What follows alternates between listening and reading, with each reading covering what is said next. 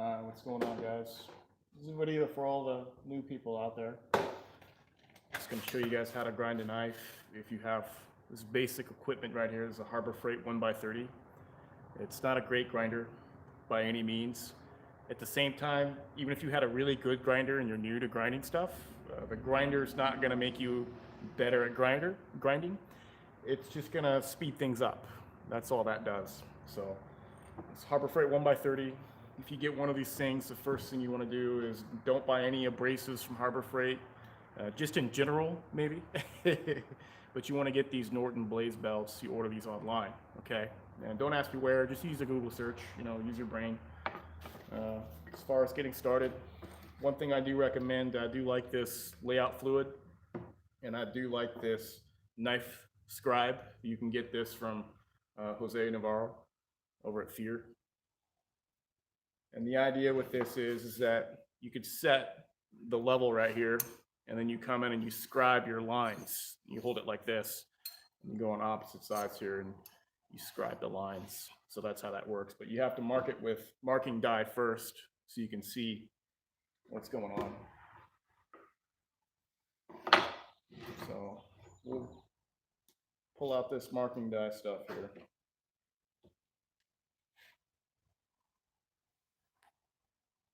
So you want to scribe the top and the bottom, and then I just take the excess and I wipe it on here. And stuff's real stinky too, like it smells like permanent marker. So you don't want to inhale this stuff in or any of that stuff. So let that dry. We'll come back to that.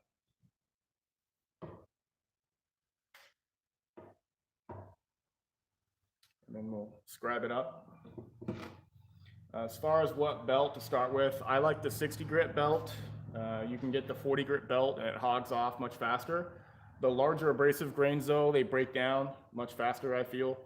They hog faster, but they break down faster with this machine. This machine's got no power. You can't add any pressure or anything like that to it. The steel we're grinding is Nitro V at 64 HRC. We've got our water bucket with us right here. Keep the knife nice and cool. Just do a pass or two and dunk it in there. You don't want to get the blade hot, okay? That's kind of the objective. So you want to be very proactive with keeping it nice and cool. So we'll turn this guy on and we'll just kind of get to it here.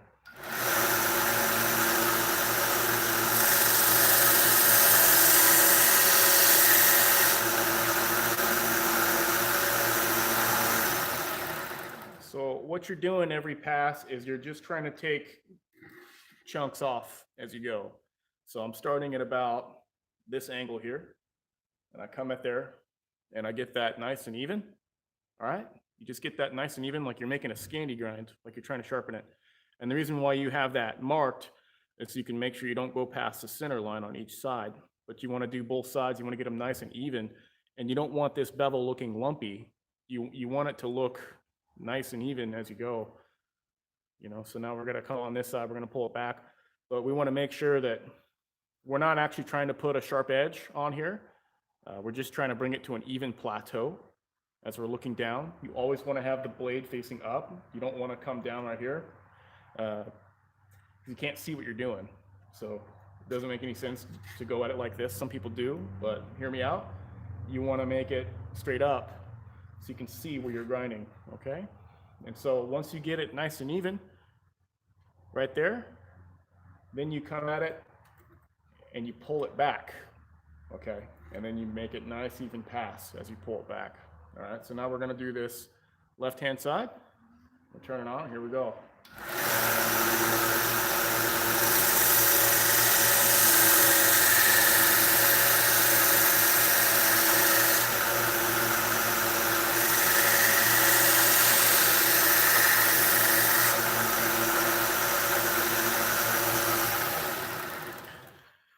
Now you can do more passes on this guy because the idea is you're not supposed to add any pressure. This thing doesn't have any balls to it, so you can't hog off if you add more pressure. You're just going to generate more heat and you're going to stop this belt. But you want to take it off in a controlled fashion, the metal. You don't just want to click it up on there like this, okay? That doesn't do shit. You can't control where you're removing the metal.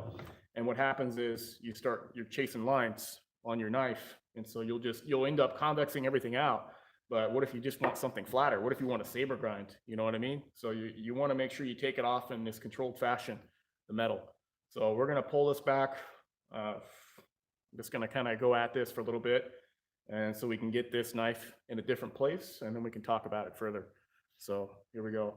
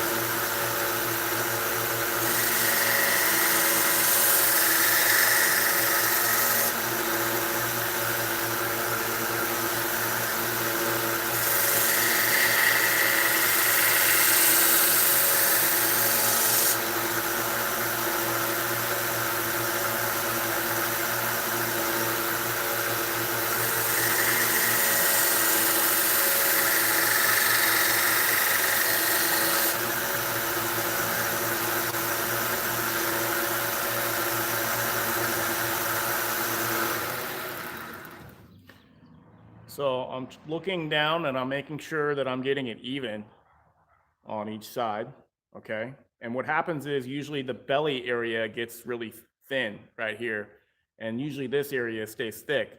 So you have to adjust for that. It's your body, you're controlling it. Just work this area more. You can get that nice and down, but just try to get the width of this bevel even as you go. And try to make sure that it's just one angle. You don't want a really faceted bevel. As far as like when you first get started, listen, you're going to be all over the place because you're going to have a hard time controlling the angle. But over time, you'll get better at it. So it's just practice. It's not reading books about it. It's not talking about it. It's not asking for videos about it. It's get a pile of steel and just sit here and start grinding shit. That's all there is to it. You know, there's no shortcuts to it. Just do it. And so now we're going to come back to the right side here, pull that back some. And you just keep doing that and doing that until you pull it back and you're using your eyeballs and your hand-eye coordination. We can pull this back to a saber grind if you want to. We can make this a full flat if we want to. You can do like a scanty grind if you want. I'm not crazy about scanty grinds, so we're not going to do that shit. But yeah, you guys kind of get the idea here. So let's jump over to this right side. And this is Nitro V at 64 HRC, so this is no pussycat. You know, it's a fairly hard steel, and this grinder, you know, anywhere from 35 to 50 bucks at Harbor Freight. But if you apply the right techniques, if you're using the proper abrasives, you can make do with this for a little bit. But you should definitely be looking into getting a better grinder. I mean, this is not something you'd actually want to make a lot of knives out of it with, because it doesn't have any balls. It can't really hog a lot of metal off, and it takes a lot more time. But when you're just getting started, you don't have a lot of money, because a grinder is $1,000, $2,000, okay? So it makes sense to start with something like this, get the skill with it, and then see if that's a path you want to take to invest in a better grinder to save you time, you know. But you can learn the skills to grind a knife off of something like this. So let's jump to the other side.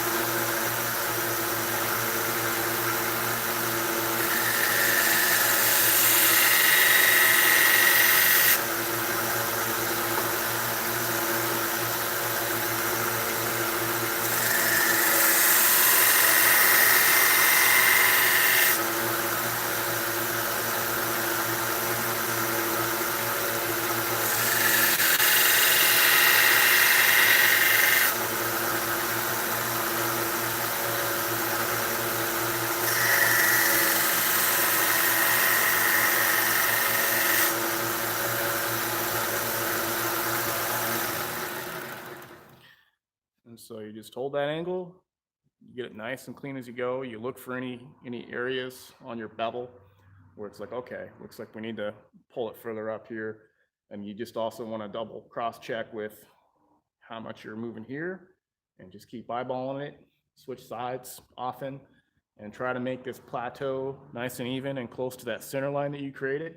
And then you're trying to make this grind nice and flush, one facet. You don't want it multifaceted like we talked about.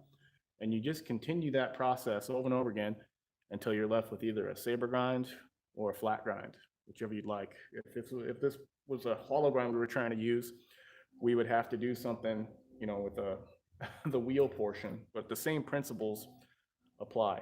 Yeah, I would not invest $200 into a 1x30 of any kind. I don't care if it's got variable speed. These motors don't have balls, and so you'd be better served just spending 30 or 50 bucks on this version from Harbor Freight than save your fucking money and get a real grinder. Like, don't waste time with intermediate steps, my friends. Don't try to supercharge, or pretty soon you'll find yourself spending like $300, $500 on some junk grinder when you could have taken that money and gotten a real grinder. Your only thing you're trying to do with a Harbor Freight grinder is get started and get the ball rolling. And then if you want a better grinder, don't waste your money on any other steps. Just go straight for a 2x72. You don't want a 1x30. These belts themselves, the more belt you have, the more abrasive you have, okay? And so you don't want, even if this thing, you can buy a $500 1x30 that was all hot rodded and had all the cool shit, you're still stuck with 1x30 abrasive. So you don't want that. So don't spend more money than you need to on a 1x30, because that's not your objective. Your objective is to just learn how to grind. And if you like it, then buy a real grinder. Don't fuck around. Don't waste your money. So that's the idea with that. This grinder is just a good place for people to start. But if you had money to spend on getting started with making knives, the most important thing you can buy is a grinder, like a real grinder. Yeah, don't waste money on fucking upgrading something it's kind of shit to begin with, So it's a complete waste of your time. And it's easy to get caught up in too, because it's like, okay, well, you can keep investing into it and this and that, but at the end of the day, you're still stuck with a 1x30, You don't want that. Let's see here, I'm gonna pull this guy back. Yeah, it's got the quick belt change feature here, looks like, huh? You can see exactly what I'm talking about as far as this being kind of a, there we go. There's a technique to it, boys. See, I'm not too well practiced on this thing because I got a serious grinder now. But yeah, I guess we'll continue here, grinding this guy out. Let's get a flat grind. I hope this video helps some people out there that are lost when it comes to grinding.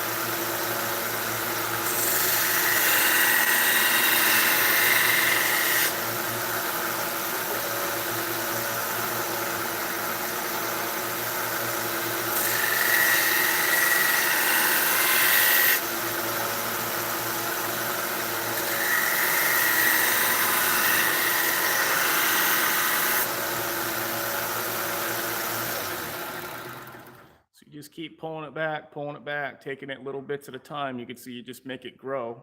So this is what we got on this side. You can see, looks like I need to come after this area a little bit more, make it nice and even. We got more on the belly here.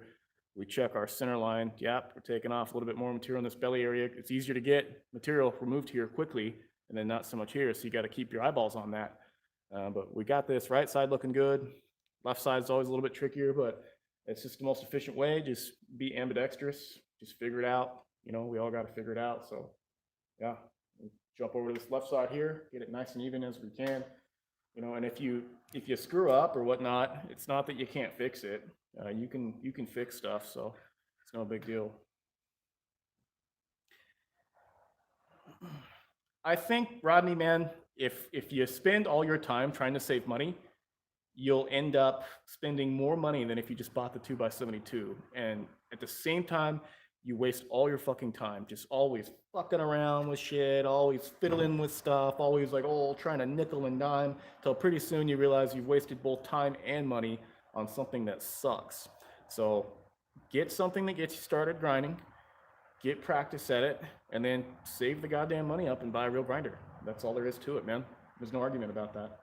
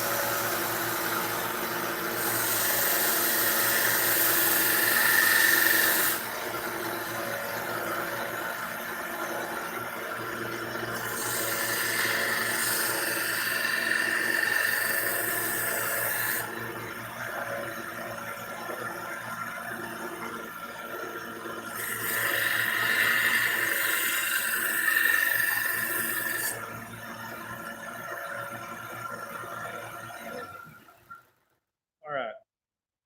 So there's more details. We're trying to give this to you guys in little chunks so we don't overwhelm you with shit. But essentially how it works is when you're putting something up on here, if I rotate in, I'm exaggerating, but you can't actually see me rotating in. But if I apply pressure here, then you start taking metal away from the area that's closest to the, we'll call it the edge. There's no edge on here, closest to the edge. Now, if I click it up on the flat spot, click it up, but apply pressure like this, but it doesn't actually move, you're just applying pressure, back pressure towards the shoulder, then that'll make this bevel grow. And so you want to play with those two things. And the reason why, it doesn't matter what belt sander you have or what platen you have or any of that stuff, what it is that no two things are ever completely flat and they're never exactly touching.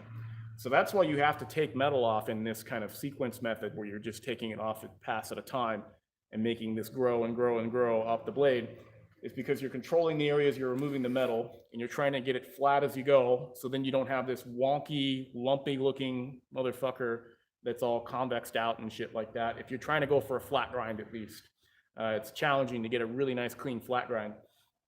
Also, there's another thing that's kind of battling you on a belt sander, and that's that if we take this belt off, you can't perceive it happening, but what happens is when you are grinding something, the belt kind of folds in the front and the back as you're applying it.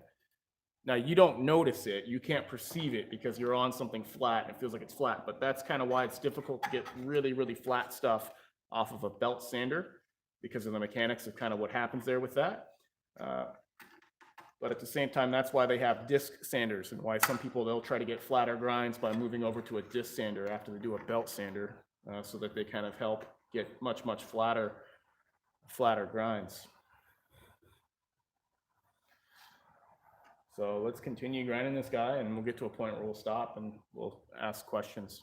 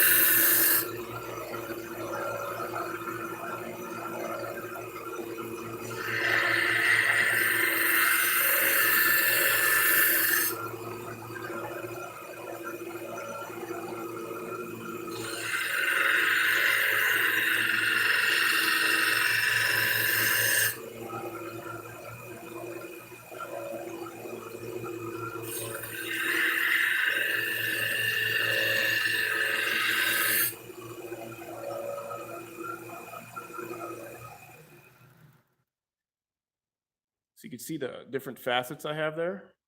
So this isn't ruined. The idea now is what you have to do is you just have to build a flat spot by just focusing it on one angle and then pulling it in. So we've got, I want to pull this back anyways, and I got a little, you see that facet right there. To get to that facet right there, I have to click it up on that flat spot like we talked about, and then roll it in towards it. I'm exaggerating to show you that I'm applying pressure in that area, but at the same time it looks like this. You can't see shit.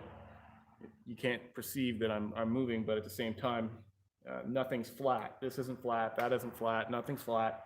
And so you have to kind of sit there, press it in there like that with pressure towards the edge, and it'll help grind that flatter towards that area that has that facet and make that go all the way into the edge there.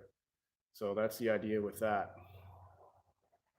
So we just keep doing stuff like that. Because I have that convexity, I can't keep pulling it back. I have to get it clean as I go. And so I got to clean that up before I can move on. And you just have to tell yourself that. You can't just try to rush through. You got to get it clean as you go. Otherwise, you're going to give yourself more headaches. You're going to be chasing lines. You don't want to be chasing lines when you got a full flat grind like that. So here we go. Let's just get after it.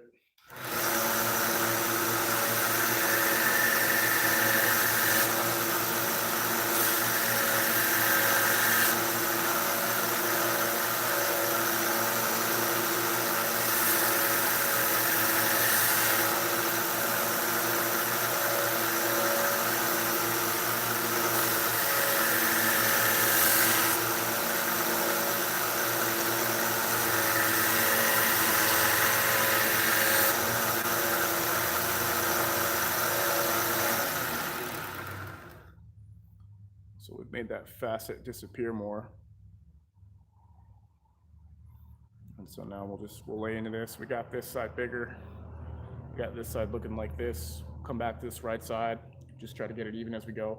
Now, as you start grinding up the blade, what becomes easier and easier is you get more surface area to make contact with and click up on your platen. So you can really click up on that. And that it just becomes easier then to just ride it and pull it back when you start getting a wider bevel on your grind there.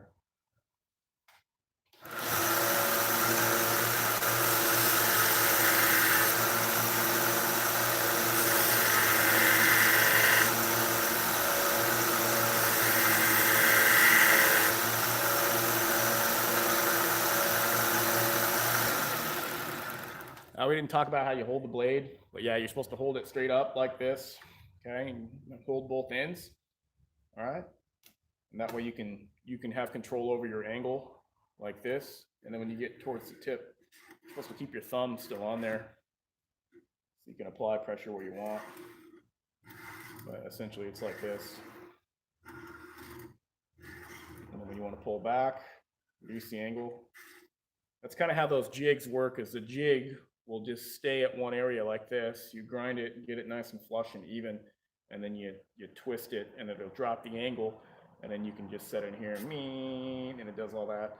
It's a little more brainless. When you're doing it freehand, you have more control of all this stuff, so you have to make adjustments as you see. You have to use your stop and look and adjust and all that stuff, but you get there eventually. You know, no one's gonna like watch this video and be like, oh my God, I can do it perfectly now. Like, no way, man.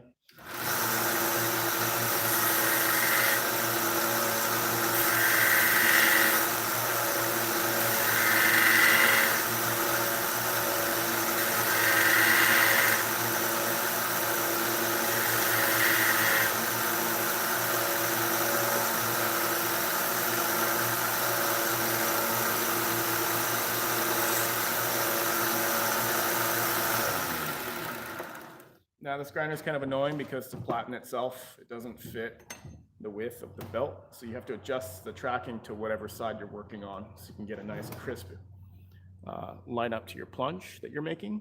As far as making your plunge, I go by eyeball and I try to even it out the best I can. Some people, they clamp pieces of metal on there so that they can't go past their plunge and things like that. But I don't know, just practice.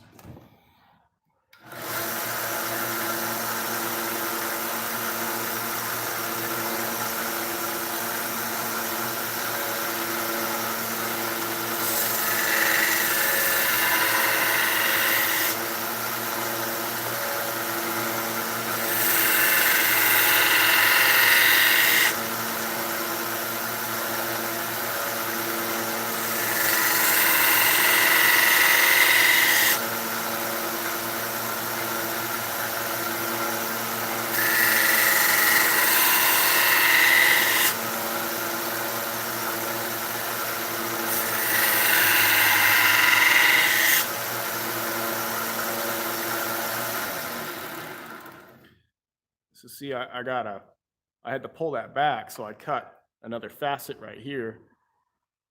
And so it's real convex, but I'm gonna cut this, I'm gonna lay into it and pull that line into here, all right?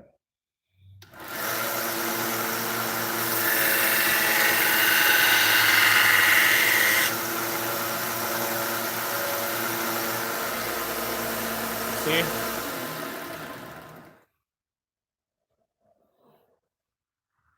What's my favorite abrasive?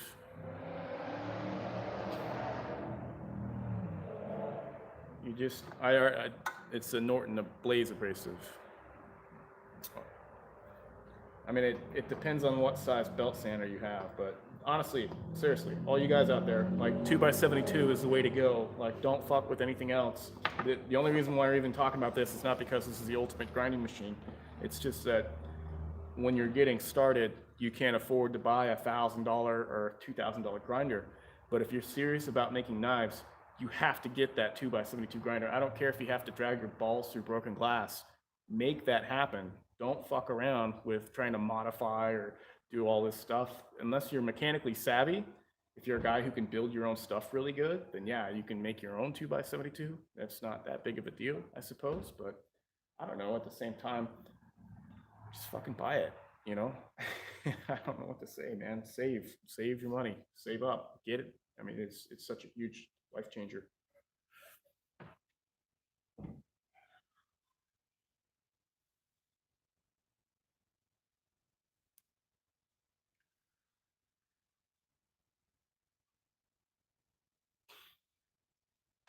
All right.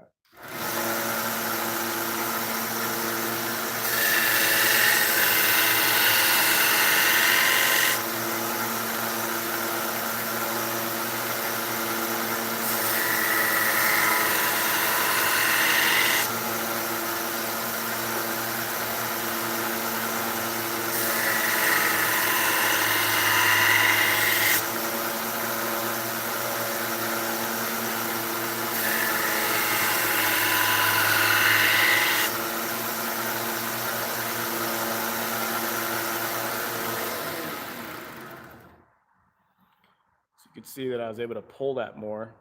And now that facet that we have is all the way down here by the edge, basically. All right, we still have that plateau I was talking to you guys about.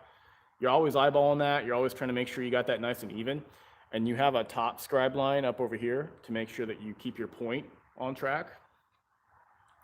Because if you see here, we got to make sure that this point area stays ground nice and even. And so you scribe the top, you scribe this bottom area here, and you're just making these facets and you're blending them all together. Once this is nice and crisp and blended together, then I can pull it back. But I want to try to grow both of these sides nice and even. So I'm always just looking at the knife and making sure it's nice and even as I go.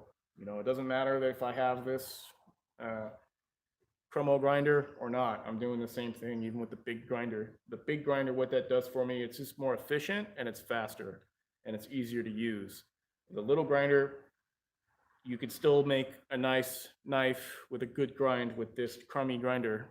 You just have to get better at grinding. And so there's no excuses, just get better at the grinding process. Just taking little pieces as you go, getting it nice and even, you know, all that good stuff.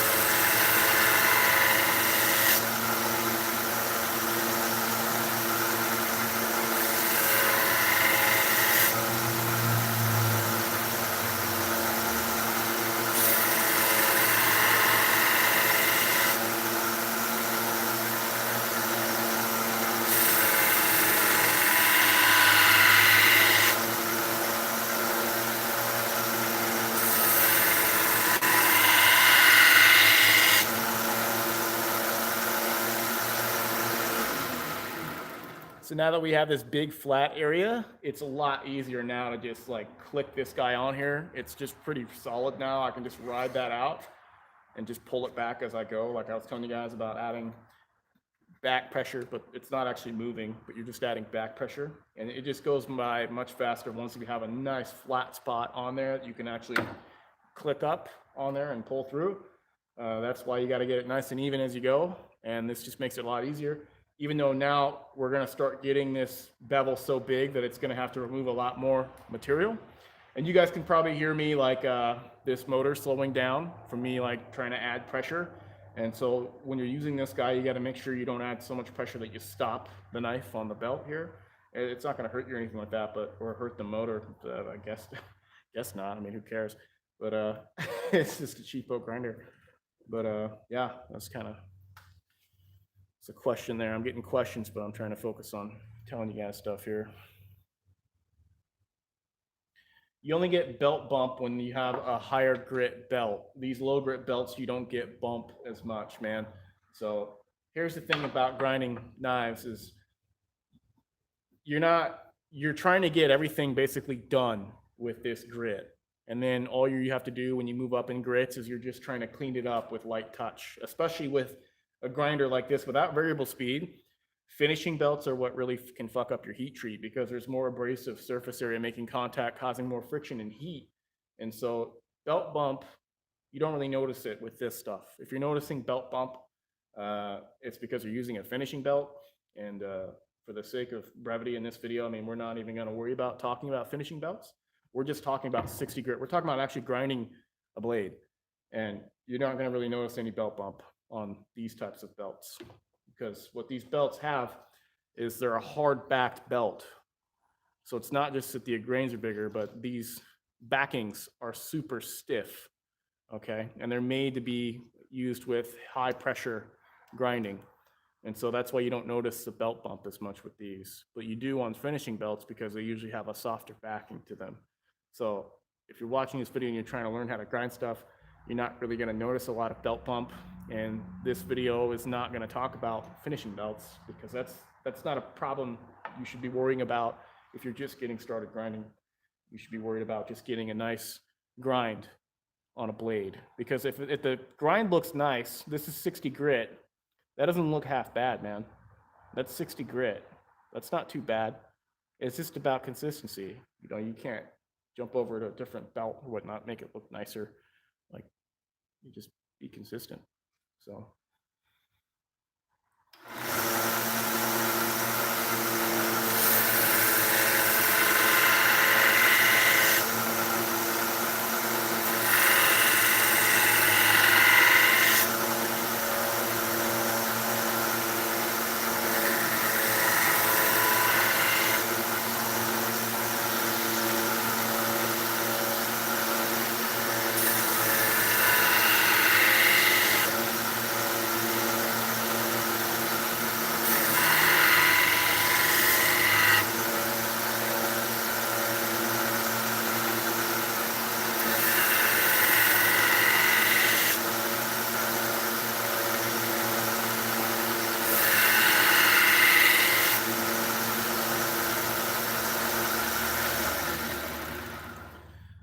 That we got something funky going on right here.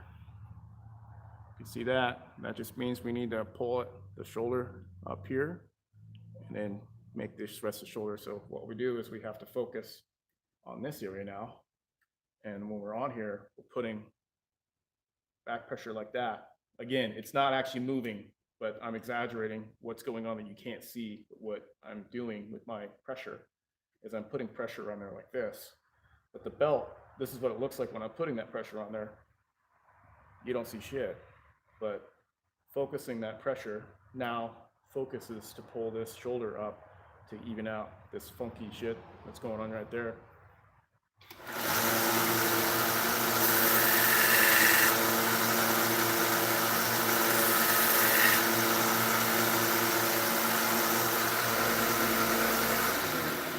And so you can see, I mean, if you put the abrasive in the right spot, it works. You know, we just got to do that a little bit more and then we can pull that through. But that's what's going on in my brain when I'm grinding these knives out, is you're looking and you're seeing and you're adjusting what you see with, you know, the pressure that you're applying, whether it's rolling in and back or just focusing on different areas and stuff like that. So cool.